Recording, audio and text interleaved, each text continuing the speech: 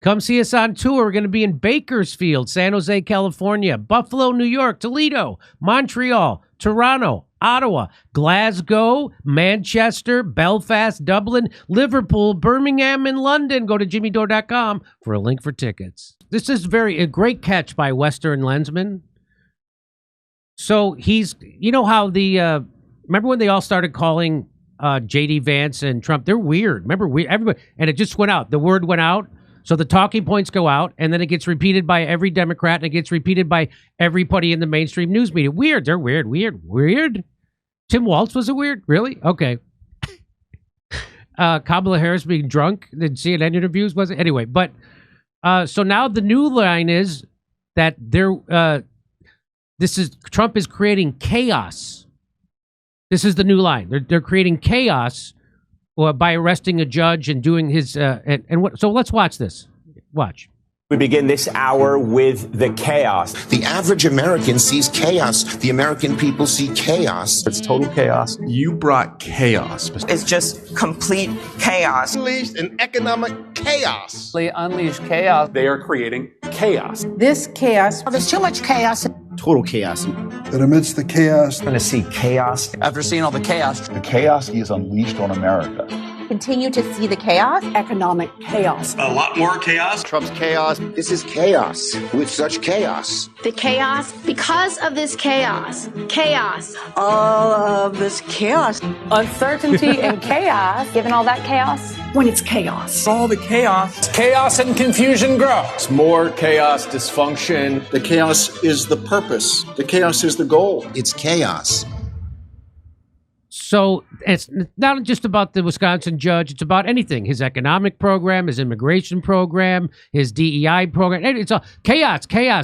And by the way, what's with all the chaos? I thought chaos was only for the border policy and gender. That's what I thought chaos was only for. Not the chaos that comes from enforcing laws. So here's the Washington Post. Wisconsin judge arrested by the FBI charged with obstructing immigration.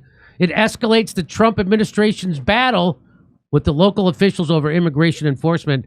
And here's the script. Here's the script over that. Watch this. We begin tonight with the escalation in the president's crackdown on illegal immigration. Today's dramatic escalation in the Trump administration's conflict with judges. The Trump administration signaling a major escalation in its deportation efforts. Today, an escalation in the Trump administration's battle with the judiciary. Tensions between local and federal authorities over President Trump's immigration crackdown escalated today. We begin this hour with a major escalation of the Trump administration's crackdown on immigration. We begin with what appears to be a major escalation in the Trump administration's deportation efforts. And what is a major escalation in the battle here in D.C. over immigration and deportation. This feels like an insane and reckless escalation from the Trump administration arresting a judge. I will tell you, you are not alone. is a dramatic escalation. More aggressive moves, more escalation. Trump's escalation of his migrant purge. This kind of escalatory action. This is a dramatic escalation. Escalation. Escalation. Escalation. Escalation. Escalation. We see an escalation. So this is how this works, all right? So again, the order goes out. And by the way, just so you know, Trump has deported less illegal migrants than Bill Clinton. Yeah. And an uncomfortable amount have turned out to be legal migrants who legally protested against Israel. Is that why they're saying all this? I don't think they're saying this because they're not defending. Isn't it funny how they're not defending the people who are speaking out against Israel? Isn't that interesting? No. So let me just throw it over to Stephen Gardner and get your opinion on how this propaganda machine works, because this is exactly called manufacturing consent, and you see it everywhere. So it must be true. I see it everywhere, just like Russiagate, just like COVID, just like Ukraine war. Go ahead, Stephen, take it. Wasn't there a clip in the last couple months of Obama saying, you know, if you put enough trash into the town square, you can control the thinking of the people, right? So I like how that one guy is like, I'm not going along with this escalation stuff. And so he throws out escalatory. Yeah, chaos, escalation. The thing that is so surprising to me is everything that they're mad about with Donald Trump, he talked about it for 18 months. Oh, tariffs is my favorite word. I wonder if he's going to do tariffs. It's his favorite word, right? Like he loves that word more than Melania. So same thing. I'm going to crack down on the border. How dare this guy crack down on the border? I'm going to try to end the Russia-Ukraine war. How dare you? Jimmy, for me, I just say you follow the money. You're going to find out that big pharma, military, big food, big chemical, they're behind a lot of this stuff, I believe. And they're probably being pushed. But I agree with you. It's almost certain that these are talking points that are handed out like a morning huddle at Walmart. This is what we're going to focus on today. Chaos and escalation. And those become the buzzwords. But for me, Trump told you exactly what he was going to do. What they're mad about is that he's actually doing it. What they're mad about is when he pulled back the curtain on USAID, they were the cockroaches when the lights came on. I don't know. For me, it's talking points. It's just talking points. Well, I'm sorry to see you escalate the conversation like that, Stephen. Yeah, you got me going. It's just you've created chaos here at the show. It's just chaos and escalation and chaos, and it's weird. Anyway, great job by Western Lensman. That was great catch. I don't know who's got that kind of time to track all that down, but fantastic.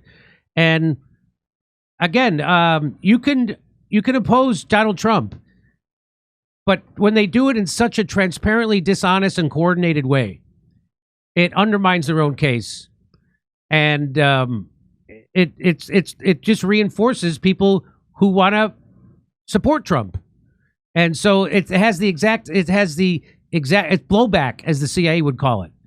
So there's blowback to when you lie, and when you do obvious propaganda, when you distort things. And there it is. The blowback is that the people who support him even more. They're never going to believe. It's the boy who cried wolf. And then they're never going to believe you. And the Democrats can't help it. They've been crying wolf since 2016. Russiagate, the P tapes, the dossier, the FBI went to Mar-a-Lago and they found all these. Oh, you mean they staged it? Yeah, they staged it. Okay. So it's just, why do you got to lie? George Snuffleupagus says Donald Trump was convicted of rape in a court. He wasn't. And then ABC News had to pay him $15 million. So again, Trump is flawed. No doubt about it. Trump is flawed, like all politicians. He's almost as flawed as a stand-up comedian. So why do they have to make up shit? Well, because they agree with him on all the horrible stuff. That's the thing about the actual Democratic Party, is they agree with them on most of the horrible stuff. The stuff that we should all be against, they're for it. So they have to invent stuff. Anyway, can I just say yes, go right ahead. You provoked from me. One thing that I think Trump did really well this last election cycle is imagine a Venn diagram, right, where there's two circles that overlap. And he was like, okay, the people in the middle, I've got to pull them to my side. And all he did was go, okay, what are issues that anger 80% of the people and 20% I'll never win? Mm-hmm. Like telling parents how to raise their children, trying to trans children over just letting children grow up. It's hard enough being a kid, right? Ending the war, illegal immigration, out of control inflation, rising gas prices. So all he did was take the things that agitated 80% of the country, and he was able to pull enough people to his side to win an election. What did the Democrats do? I know. We'll double down on the thing that the 20% are agitated about, and they go further and further to the left. I mean, even Bill Maher is seeing this. You've got so many Democrats that are saying, if they just continue to lean left, they're going to have such a low approval rating. They're not going to win any further elections. But that's how I see it anyway. Is he grabbed the 80% so that he could pull enough people over the finish line to win, and they're grabbing at the 20%, and they're not pulling very many people over. I'm sure there's people that are like, oh man, I voted for Trump and my 401k is down, or I believe in due process, or he said he would end the war on day one, but he's not the president of either of the countries that are actually at war, and maybe it's an ugly mess to end war, but he did say day one, so we've got to hold him to that. Like, I don't know. I think that the Democrats continue to bark up the wrong tree, but they are good at barking, and it gets a lot of attention. Come see us on tour. We're going to be in Bakersfield, San Jose, California, Buffalo, New York, Toledo, Montreal, Toronto, Ottawa, Glasgow, Manchester, Belfast, Dublin, Liverpool, Birmingham, and London. Go to jimmydore.com for a link for tickets.